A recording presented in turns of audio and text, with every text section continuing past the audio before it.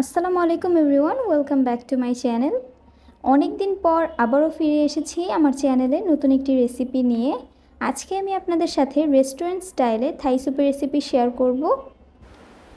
এই থাই স্যুপের রেসিপিটি আমি ট্রাই করেছি খুব সহজভাবে আপনাদের মাঝে প্রেজেন্ট করতে।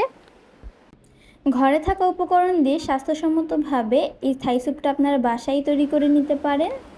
তো চলুন আর কথা না বাড়িয়ে মূল রেসিপিতে চলে যাই। থাই স্যুপ তৈরির প্রথমেই আমি একটি বড় সাইজের ননস্টিক ফ্রাই প্যানের মধ্যে দিয়ে দিচ্ছি 3টা ডিমের কুসুম। ডিমের সাদা অংশটা দিয়ে আপনারা চাইলে কেকের ক্রিম তৈরি করতে পারেন কিংবা অমলেট করে খেয়ে নিতে পারেন। সেই সাথে দিয়ে দিচ্ছি সুইট চিলি সস 1/4 কাপ। আপনারা চাইলে নর্মাল চিলি সসটাও ইউজ করতে পারেন, তবে আজকের রেসিপিতে আমি সুইট চিলি সসটা ব্যবহার করেছি। দিয়ে দিচ্ছি tomato ketchup 1/4 cup plus 2 table চামচ। দিয়ে দিচ্ছি বারবিকিউ সস 1 টেবিল চামচ। কর্নফ্লাওয়ার 3 টেবিল চামচ।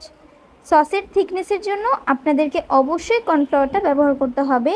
কর্নফ্লাওয়ার সাবস্টিটিউট হিসেবে আপনারা এখানে ময়দা ব্যবহার করতে পারবেন না, অবশ্যই কর্নফ্লাওয়ারটাই দিতে হবে। এখন এই সব কিছুকে আমি খুব ভালো মতো মিক্স করে নিচ্ছি। মিক্স করা হয়ে গিয়েছে। এখন আমি এতে দিয়ে দিচ্ছি ছোট টুকরো করে কেটে রাখা মুরগির মাংস 1 কাপ প্লাস 1/4 কাপ। চিংড়ি মাছ দিয়ে দিচ্ছি 1/2 কাপ। দিয়ে দিচ্ছি মাশরুম 3/4 কাপ। মাশরুমটা আপনারা আপনাদের টেস্ট অনুযায়ী বাড়িয়ে কিংবা কমিয়ে দিতে পারেন। লেবুর রস দিয়ে দিচ্ছি 1/3 কাপ। ছোট টুকরো করে কেটে রাখা 5 টুকরো আদা দিয়ে দিচ্ছি।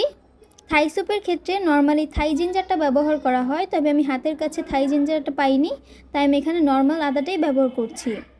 এখন দিয়ে দিচ্ছি 3টা বড় সাইজের থাই পাতা কেটে রেখেছিলাম, সেটা দিয়ে দিলাম। দিয়ে দিচ্ছি 3 টেবিল চামচ চিনি, স্বাদমতো লবণ, মরিচের গুঁড়া 1.5 টেবিল চামচ, সয়া সস 1 টেবিল চামচ। এখন এই সব কিছু খুব ভালো মতো মিশিয়ে নিতে হবে। যেহেতু আমরা থাই স্যুপ তৈরি করছি, তাই এখানে অবশ্যই থাই পাতাটা দিতে হবে। যদিও এটা খুব একটা অ্যাভেলেবল না, তারপরও আপনারা বড় বড় স্যুপ মলগুলোতে একটু খুঁজে দেখতে পারেন, হয়তোবা পেয়েও যেতে পারেন। তবে এটা আমি আমার বারান্দা থেকেই নিয়েছি, আমার বারান্দায় আমি গাছ লাগিয়েছিলাম। এখন আমি এতে পানি দিয়ে দিচ্ছি 7 কাপ পরিমাণে। পানি দিয়ে সব কিছু খুব ভালো মতো মিশিয়ে চুলায় মিডিয়াম আঁচে আমি জাল করে নিব ততক্ষণ পর্যন্ত, যতক্ষণ না পর্যন্ত মিশ্রণটাতে বলক চলে আসছে এবং কিছুটা ঘন হয়ে আসছে। চুলার আঁচটা এ পর্যায়ে অবশ্যই মিডিয়ামে রাখতে হবে এবং অনবরত চামচ দিয়ে নেড়ে নিতে হবে, কারণ এখানে কর্নফ্লাওয়ার ব্যবহার করা হয়েছে। নাড়া বন্ধ করলে কিন্তু মিশ্রণটা দলা পেকে যাবে।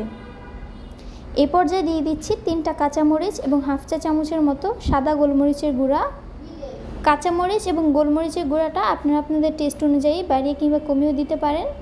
এখন এই সব কিছু খুব ভালো মতো নেড়ে 10-15 মিনিটের মতো আমি আবারও চুলায় জাল করে নিব মিডিয়াম আঁচে। থাই স্যুপের পারফেক্ট কালার আনার জন্য আপনারা চাইলে সামান্য একটু অরেঞ্জ ফুড কালার ব্যবহার করতে পারেন, চাইলে একটা ডিমের কুসুমও অ্যাড করতে পারেন, তবে আজকে আমি কোনো কিছুই ব্যবহার করিনি।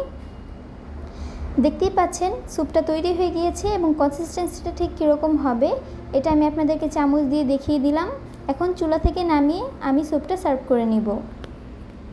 আজকে আমি যে পরিমাণে তৈরি করেছি তাতে আপনারা 8 জনকে সার্ভ করতে পারবেন।